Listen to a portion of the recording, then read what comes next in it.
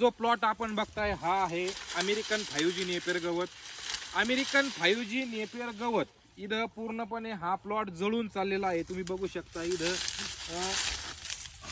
हे बघू शकताय जो अमेरिकन 5G नेपियर गवताचा जो गठ्ठा आहे ज्याला आपण बेट म्हणतो, चूड म्हणतो, ते पूर्णपणे अशा पद्धतीत इथं जळून चाललेलं आहे.